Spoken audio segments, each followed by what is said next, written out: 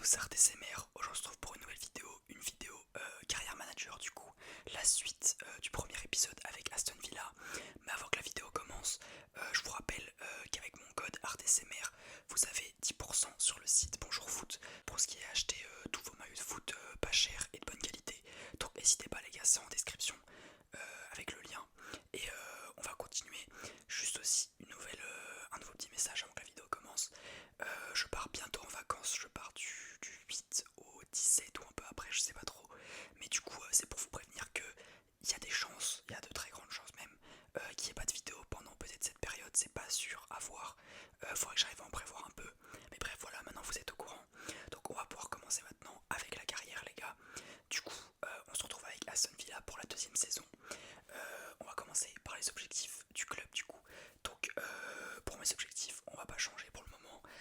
On est toujours un club qui doit prouver aux yeux de la première ligue. Donc pour moi ça sera juste encore une fois un trophée, notre objectif si possible. Pour ce qui est des finances, suite à la saison dernière du coup, on a un énorme budget transfert qui est de 213 millions d'euros.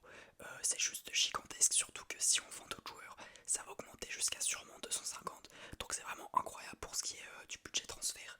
Ensuite, j'ai redécidé du coup d'envoyer mon recruteur jeune encore en Angleterre pour que potentiellement il me trouve des pépites pour cette saison. Et du coup, on aura aussi les joueurs qu'on a envoyés en prêt grâce à notre recruteur jeune et qui vont prendre du temps de jeu dans d'autres clubs tout simplement que j'ai cité dans la vidéo d'avant. Je vais donc vous dire là les joueurs que j'ai choisi de vendre et je vous expliquerai une fois les avoir cités tous pourquoi j'ai réalisé ce choix de les vendre tout simplement. Le premier joueur que j'ai choisi de vendre pour 61 millions d'euros, c'est Jacob Ramsey qui rejoindra donc Chelsea cette saison.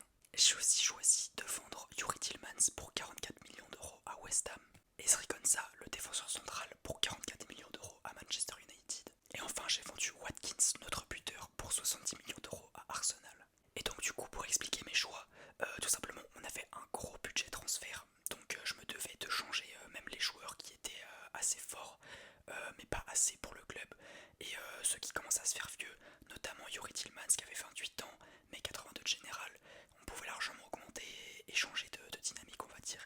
Donc voilà, donc j'ai choisi de virer un peu les joueurs qui se faisaient vieux, de miser sur la jeunesse et sur un général plus élevé. Et j'ai donc fait appel pour remplacer les joueurs que j'ai vendus pour l'ailier gauche à Ferran Torres, le jeune joueur du FC Barcelone, que j'ai acheté pour 67 millions d'euros, ce qui est très très bien pour son âge et pour son niveau tout simplement. J'ai acheté en charnière centrale Schlotterbeck, le jeune défenseur du Borussia Dortmund, pour 73 millions d'euros. Et j'ai aussi acheté McAllister, le milieu central de Liverpool, pour 95 millions d'euros. Et enfin, et là ça a bugué malheureusement, mais j'ai décidé d'acheter Loïs Openda, le belge, à Leipzig, pour 100 millions, 110 millions d'euros, un truc comme ça, pour pouvoir tout simplement remplacer Watkins. Pour ce qui est de l'équipe type, la voici, franchement elle est vraiment incroyable, il n'y a pas un seul secteur, en tout cas sur les titulaires, où c'est pas, ils sont pas tous incroyables, des grands joueurs, et en plus jeunes, donc c'est parfait. Même sur le banc c'est lourd, donc franchement l'équipe elle est incroyable et c'est parfait. On va pouvoir commencer la saison tranquillement. Nous jouions donc durant cette saison l'Europa League suite à notre victoire en Conference League, et nous étions donc dans le groupe de Marseille, du FC Midtjylland et du Dynamo Zagreb. On finit donc à la deuxième position avec 4 victoires, un nul, une défaite. On finit juste derrière Marseille à égalité en termes de points, mais bon, au moins on est qualifié et on enchaîne sur la phase suivante de l'Europa League. Pour ce qui est de notre parcours en première ligue, vous pouvez voir qu'on fait quelque chose tout simplement d'incroyable. On est à la mi-saison premier avec 44 points, 14 victoires, 2 nuls et 2 défaites, donc c'est totalement incroyable. Si on continue comme ça, et on va peut-être potentiellement gagner notre première ligue, ce qui serait sensationnel tout simplement. Pour ce qui est de la Carabao Cup, encore une fois, on n'a vraiment pas de chance sur le tirage. Dès notre premier tour tout simplement de coupe, on tombe contre Manchester City et ils nous sortent au penalty. Donc on est déjà éliminé de notre premier trophée. C'est vraiment dommage, on n'a même pas eu le temps de jouer un petit peu. Mais bon, c'est le jeu tout simplement et on essaiera de se rattraper encore une fois sur les autres trophées durant cette saison. On sort ensuite en FA Cup juste avant la demi-finale face à un club dans lequel c'est pas normal de perdre. On perd contre, excusez-moi pour ma prononciation, mais Portsmouth, un truc comme ça. Bref, c'est vraiment dommage parce que on mérite pas de perdre contre, faut qu'on perde quand même contre une équipe minimum première ligue. Mais bon, s'ils nous ont battus, c'est qu'ils méritaient. Et du coup, c'est la fin de notre parcours en FA Cup pour cette saison. Pour les résultats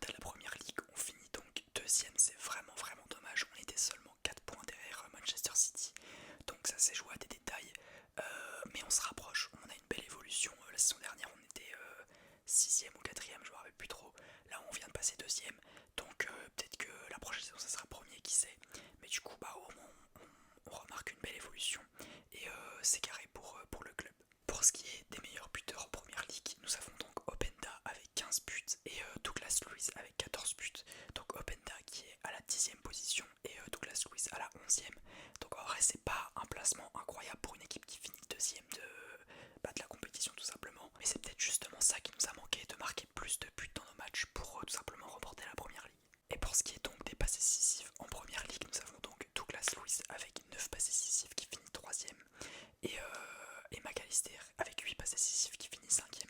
Donc grosse saison de Douglas Luiz qui est dans les meilleurs en contribution du club en attaque en termes de buts et en passes décisives, donc vraiment grosse saison de sa part. On va parler ensuite de notre parcours en Europa League du coup. Donc là je pourrais vous montrer en détail les matchs qu'on a fait, etc. Juste je vais devoir regarder sur le côté parce qu'il y a quand même beaucoup de matchs, donc c'est galère. Donc du coup notre premier match, vu qu'on avait fini deuxième en poule, on a dû faire d'abord le tour préliminaire, c'est-à-dire récupérer un joueur de Champions League pour savoir qui ira tout simplement en huitième de finale. Donc on est tombé tout simplement contre la Roma et on a gagné 6-2. Ensuite du coup pour les huitièmes de finale, on est tombé face à Everton qu'on a gagné 5-0 au cumul des scores. Quand je dis les scores, ouais j'ai dit 6-2 contre la Roma mais c'est au cumul des scores. Ensuite pour les quarts de finale on a gagné 4-2 contre la Lazio. On arrive à sortir le PSG 4-3, ce qui est incroyable. Et on arrive donc en finale face à Porto. Malheureusement, j'ai pas pu vous filmer le match parce que j'ai complètement oublié. Mais on gagne 2-1 face à Porto. Donc dans cette saison, on a eu au moins un titre. On aura donc rempli l'objectif. Et encore une fois, c'est le meilleur titre qu'on aurait pu avoir. C'est un titre européen. Et c'est beau parce que la saison dernière, on arrive à avoir la Conference League. Cette saison-là, maintenant, on a l'Europa League. Peut-être que la saison prochaine, on aura la Ligue des Champions. Peut-être, on sait pas. Bref, voilà les gars. Je vais aussi vous dire avant la fin les résultats de la Champions League et de la Conference League. On a donc eu en Champions League le droit à en finale Real Madrid contre Liverpool et c'est le Real Madrid qui gagne 2-1. Et pour la Conference League c'est encore une fois un club français qui gagne, en plus face à Manchester United quand même c'est beau, c'est l'Olympique Lyonnais qui gagne 3-2. Donc voilà. Du coup les gars c'est la fin de la vidéo, j'espère que ça vous aura plu, ça a pris du temps à tourner. N'hésitez pas aussi, n'oubliez pas aussi plutôt vos maillots pas chers sur Bonjour Foot avec mon lien en description.